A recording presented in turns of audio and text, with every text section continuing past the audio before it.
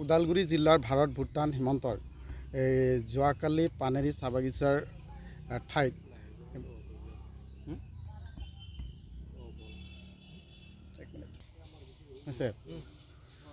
ওদালগুৰি জিলাৰ ভাৰত ভূটান সীমান্তৰ ঠাইৰ দিনক দিনে হাতী মানুহৰ সংঘাত ইমানেই বৃদ্ধি পাইছে যে আজি মানে এনেকুৱা হৈছে মানুহ থাকিব পৰা নাই। আৰু এনেকুৱা হৈছে যোৱাকালি পানেৰী চাহ বাগিচাৰ অন্তৰ্গত 10 নম্বৰ লাইনৰ মাংৰা কান্দোলা নামৰ ব্যক্তিজনৰ প্ৰায় 28 বছৰীয়া তেখেতৰ হাতীৰ আক্ৰমণত মৃত্যু হ'বলগীয়া হৈছে।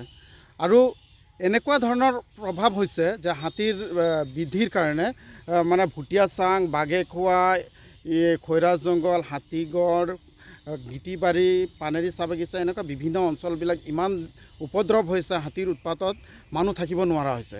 আমি চৰকাৰক বাৰম্বাৰ জনোৱাৰ পিছতো ইয়াৰে বন বিভাগক জনোৱাৰ পিছতো তেওঁলোকে কোনো ধৰণৰ পদক্ষেপ গ্ৰহণ কৰা নাই। সেইকাৰণে আমি বহুতবাৰ তেখেতসকলক অনুৰোধ কৰিছোঁ, কিন্তু এই ক্ষেত্ৰত কোনো ধৰণৰ আজিলৈকে পদক্ষেপ লোৱা নাই। আমি এতিয়া উপায় নাই, কিন্তু শেষ সকিয়নি দিব বিচাৰিছোঁ, যদি আপোনালোকে সঁচাকৈয়ে বিভাগৰ কাম কৰি আছে তেতিয়াহ'লে আপোনালোকে ইয়াৰ নিৰ্মূল কৰক আৰু হাতী খেদি পঠোৱাৰ ব্যৱস্থা কৰক। আৰু ইয়াতে এনেকুৱা ধৰণৰ হৈছে, আজি 13 নম্বৰ ভুটীয়া চাঙৰ তাতেও দুখীয়া মানুহৰ ঘৰ ভাঙিছে। ইফালে আপোনাৰ চুতীয়াপাৰা বুলি কয়, সিফালেও এনেকুৱা ধৰণৰ উৎপাত কৰিছে যে হাতীৰ উপদ্ৰৱত থাকিব পৰা নাই মানে এনেকুৱা। আৰু ইয়াতে কি হৈছে, আমি মডেল স্কুল গম পালে, মডেল স্কুলৰ কেইদিন আগতে পানেৰী চাহ বাগিচাৰ ভাঙিছে, তেনেকুৱা ধৰণৰ বিভিন্ন সমস্যাৰে জৰ্জৰিত হৈ আছে। সেইকাৰণে BTCৰ কৰ্তৃপক্ষৰ যি বন বিভাগ আছে, অসম চৰকাৰৰ যি বন বিভাগ আছে, সেই বন বিভাগ যিহেতু অকৰ্মণ্যতা বুলি ক'ব লাগিব, আৰু অকৰ্মণ্যতাৰ কাৰণে এনেকুৱা ধৰণৰ পৰিৱেশৰ সৃষ্টি হৈ আছে। আজিলৈকে চাওক, যোৱা আগতে আছিলে 15 জন, আজি লেটেষ্ট হৈছে আৰু এজন ঢুকালে, 16 জন হৈ গ'ল। ইয়াতকৈ দুখৰ বিষয় আছে জানো? 16 জন চলিত বৰ্ষত নিহত হৈছে। আৰু এই ক্ষেত্ৰত তেওঁলোকৰ কৰ্মৰ দ্বাৰা গম পাইছে কৰ্মই কেনেকুৱা। 16 জন নিহত হয় নেকি মানুহ? ইয়াতে মানুহৰ মানে এনেকুৱা পৰ্যায়ত গুচি গৈছে, মানে মানুহৰ এটা ধৈৰ্যৰ সীমা থাকে, এই সীমা নোহোৱা হৈছে এতিয়া। সেইকাৰণে আমি যোৱাকালিও বন বিভাগক কৈছোঁ, ফোন কৰি কৈছিলোঁ যে আপোনালোকে প্ৰটেকশ্যনটো দিয়ক, কিন্তু তেওঁলোকে আচলতে মই অলপ গম পাওঁ, তেওঁলোকৰ গম পোৱাৰ হিচাপত তেওঁলোকৰ যিখিনি বনৰক্ষী বাহিনী থাকিব লাগে পৰ্যাপ্ত নাই তেওঁলোকৰো।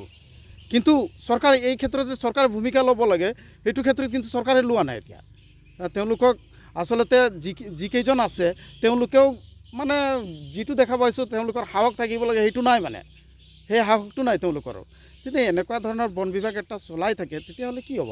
মানুহৰ কিবা অস্তিত্ব থাকিব জানো? আৰু হাতী মানুহৰ সংঘাত ইমান বেছি হৈছে দিনক দিনে, ইমান বেছি হৈছে যে ইয়াতে বাগিচা অঞ্চলত দিনতো যাব নোৱাৰে, ইফালে গাঁও অঞ্চলত তেনেকুৱা হৈছে। প্ৰায় 80-90টা মান আছিলে, প্ৰায় 80-90টা হাতী আছিলে। এই হাতীৰ উপদ্ৰৱত মানে এনেকুৱা হৈছে চাৰিওফালে মানে ঘেৰি ধৰিছে, মানে ৰাতি কোনোফালেতো ওলাবই নোৱাৰি, এনেকুৱা হৈছে চাৰিওফালে ঘেৰি ধৰিছে। এতিয়া দুখীয়া ৰাইজৰ যিবিলাক খেতি, তেওঁলোকে ইমান কষ্ট কৰি খেতি কৰিছে, আৰু আপোনালোকে গম পায় যে ইফালৰ পানীৰ কাৰণে বিৰাট সমস্যা, বহুত সমস্যাৰ মাজতে খেতিয়কসকলে কিন্তু খেতি কৰিছে। আৰু এই খেতিয়কসকলে যদি খেতি কৰি তেওঁলোকৰ শস্য যদি চপোৱাব নোৱাৰে, তেতিয়াহ'লে ইয়াতকৈ দুখজনক বিষয় কি আছে? আৰু মানুহে এতিয়া দুখীয়া ৰাইজৰ সংখ্যা বেছি, চৰকাৰেও গম পায়। এই দুখীয়াসকলক আপোনালোকে প্ৰটেকশ্যন দিব লাগে, কিন্তু প্ৰটেকশ্যন দিয়া দেখা পোৱা যোৱা নাই এতিয়ালৈকে।